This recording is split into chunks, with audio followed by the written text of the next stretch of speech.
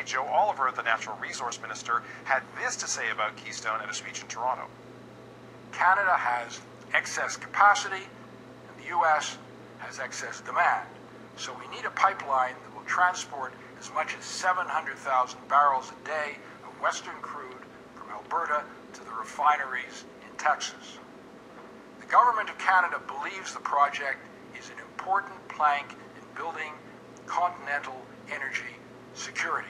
When I hear people like our federal energy minister Joe Oliver talk about his continental energy strategy, frankly, you know, I'm frustrated to hear that, because who decided that we need to lock ourselves into a continental energy strategy, especially when Alberta is at the bottom rung, just, you know, the classic Canadian role of hewers of wood, drawers of water, and in this case, diggers of bitumen. The real money, the real jobs are in upgrading and refining, and we shouldn't settle for less, frankly. Workers in Canada's energy heartland also oppose the pipeline because we're concerned about the job implications. And frankly, we're frustrated to see our politicians, both provincial and federal, down south of the border, shilling for a pipeline company, making an argument that they're going to create 100, 200, 300,000 jobs south of the border, which we think should be created not in Texas or Mississippi, but rather in Alberta, Saskatchewan, places like Fort Saskatchewan or Fort McMurray. You know, for us, the bottom line is that Americans want our energy resources. They want gas in their tanks, and so let's give them that gas instead of locking ourselves into the bottom rung of the value ladder. While we have plenty of jobs here in Alberta right now, what we're experiencing is in many ways a construction boom, not an energy boom. And the big question is, for us in Alberta, what will be left after the construction of all these extraction-only projects, like the current Curl project under development by Exxon right now, just an extraction project. When we build these things and the construction work is done, you know, what are Albertans going to be buttering their bread with? How are they going to be making their living? If we don't have physical industrial plant in this province after the big construction projects are done, we're afraid that the boom will quickly turn to bust and we won't have long-term employment. So, you know, this is our resource owned by the people of Alberta, and as the owners of the resource, we think that we should be making the best business decision, not just in the long term to rip the stuff and ship it out of the country, but actually to build jobs and build prosperity for the future. And frankly, that means upgraders and refineries. Yeah, well, we actually have a couple of upgraders that have gotten their approvals, but they're stalled right now, and energy companies have given up on them, largely because most of these big energy companies are based south of the border. They have physical plant in places like the American Gulf Coast, and frankly, it is cheaper for them to simply ship the raw stuff from Alberta south of the border. But the point that we're trying to make to policymakers both here in Edmonton and in Ottawa is that just because it's good for Exxon doesn't mean it's good for Albertans. And for us, the public interest of Albertans, the long-term public interest of Albertans and Canadians, especially when it comes to job creation, that public interest should trump the narrow corporate interest of companies like Exxon. But I'm confused about the upgraders being stalled, because as I understood it, part of the reason, Gil, that they were stalled is that they're having a difficult time finding the labor. There's a shortage of labor to do that in the first place. So even if we had the jobs available, we wouldn't have the people. I see, this is the argument that we've been hearing from our policymakers here in Alberta. They say, you know, we've got plenty of jobs now, so don't worry about it. But, you know, given the fact that we're facing the resumption of a global recession, I don't think we can be cavalier about the loss of not just thousands of jobs, but tens, maybe even hundreds of thousands of jobs. You know, the Americans are our good neighbors, but, you know, that doesn't mean we have to give away hundreds of thousands of jobs. The other thing, in terms of the so-called labor shortage, it's real right now, but it is a creation of government policy here in Alberta, and it could easily be rectified. Just last week, Peter Lougheed, our former premier, made headlines by saying that he opposed the Keystone XL pipeline because he thought we should be focusing on upgrading and refining. One of the comments that he made, which didn't get wide reporting, was that in addition to stopping and opposing Keystone XL, he said our provincial government should do a better job of pacing development, because the reason that we're having a tight labor market here in Alberta, especially for the construction trades, is because our provincial government has simply approved every application for extraction-only development that's come across their desks, to the point now we've got 62 multi-billion-dollar oil sands projects on the books, all of them these short-term extraction-only projects, and they've all been approved without any long-term thought about the job implications.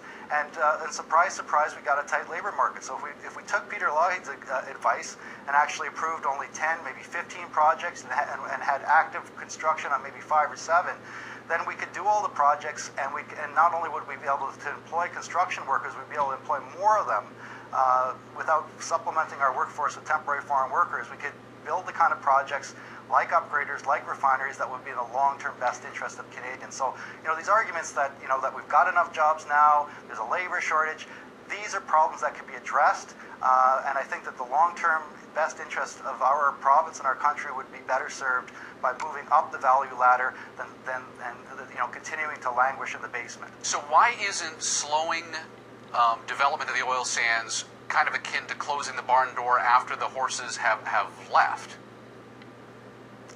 Aren't you killing jobs by slowing? No, actually, see, the problem right now, we do have a labor shortage. The only way that the projects in the oil sands are being completed is by our energy companies and the construction companies that they work with, supplementing their workforces with literally thousands and thousands of temporary foreign workers.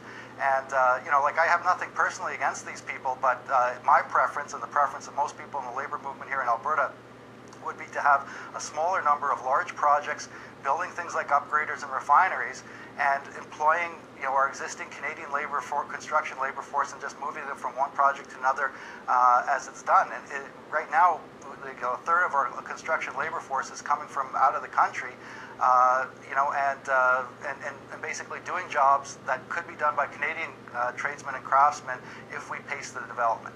Well, Gil, we appreciate your time and your insight. Thank you for joining us here today. Okay, thanks, Michael. Gil McGowan, president of the Alberta Federation of Labor. He joined us from Edmonton. We don't use oil or energy projects as strategic resources to achieve foreign policy or political ends, and of course we would never do that to our great friends in the United States. And obviously we share broad strategic interests with the United States. XL would nearly double the capacity of TransCanada's existing Keystone pipeline to more than 1 million barrels a day, with a new line from Alberta to the storage hub at Cushing, Oklahoma, and for the first time connecting Cushing to the Gulf Coast and its fleet of heavy oil refineries. Over its lifetime, TransCanada says XL would pump more than $20 billion into the U.S. economy and create over 100,000 direct and indirect jobs. Without it, or a comparable West Coast pipeline to open up Asian markets, analysts warn the oil sands industry could become landlocked in bitumen.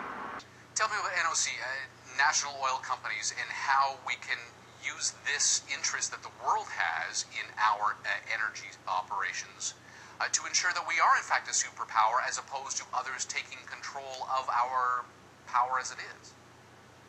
Yeah, so with respect to the national oil companies, they're contributing in a very significant manner, and in terms of providing the capital to allow the industry to go through joint ventures and accelerate production.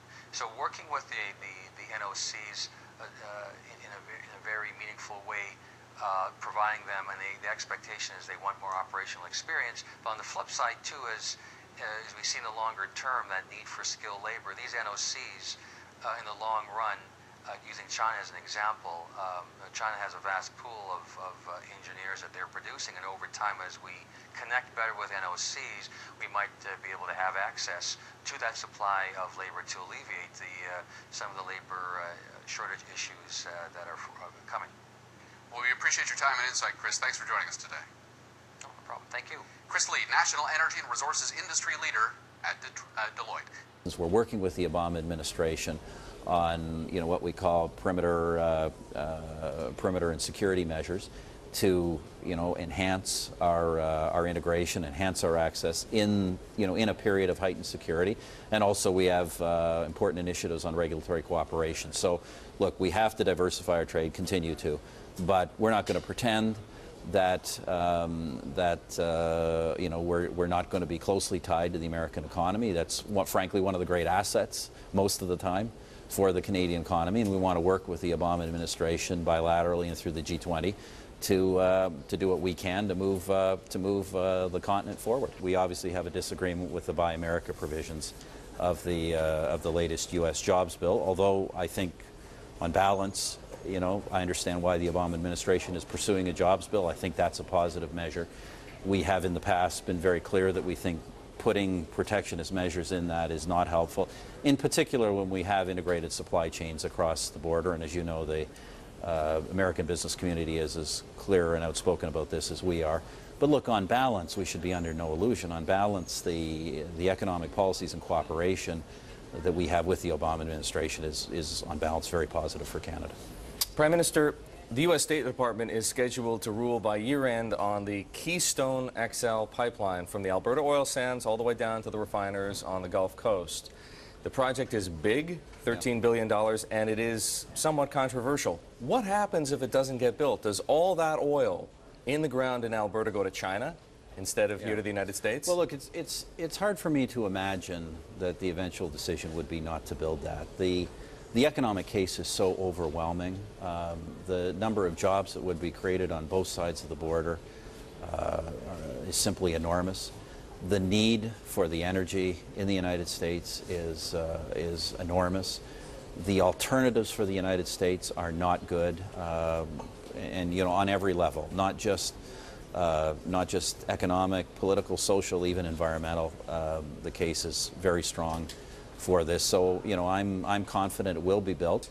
Should we begin to be more scared, let's say, of Canada as a world oil power? Because people aren't yet. No, no, there's no reason to be scared of Canada. I mean, Canada is, and particularly, you know, already, first of all, American audiences should know, and I think most don't know, that Canada is already the largest supplier of energy to the United States. But we're not just the largest supplier of energy. Because we are the largest supplier of energy, we are the greatest factor in American energy and national security. You know, we don't use oil or energy projects as strategic resources to achieve foreign policy foreign policy or political ends, and of course we would never do that to our great friends in the United States. And obviously we share broad strategic interests with the United States. Everyone knows to what benefit it would be to the U.S. or to Europe to have a weaker dollar, to have a weaker euro. And some would say that quantitative easing, for example, has helped to make that happen. The U.S. dollar is weaker than it has been in the past. And that has caused some frustration. Frustration for you? Well, frustration, I say, probably others have been more outspoken about that than we have. I understand the reason that the Federal Treasury has adopted some of those policies, and I think, you know, some of them have, you know, in the context of current American situation, are sound policies. Chinese situation is a little different, and we do need to see more flexibility in the exchange rate there. But we should not be under any illusion. The growth of Chinese exports is fueled by a large number of factors, and not simply that one. But while the developed world is trying to pick itself up, trying to goose exports, trying to get back on its feet, weaker currencies help in that regard. And if that happens, it's going to drive hot money into emerging markets. We could see capital controls reestablished, go back to the way things were in the 1990s. Are we headed back into a currency war? Look, I think one of the things that everybody has to be aware of, if you don't have flexible currencies and you don't respect, you know, the fundamentals of the marketplace, you do run the risk that you get into worlds of capital controls or even worse, protectionism. And I know that is something that the Chinese and everybody around the G20 table wants to avoid.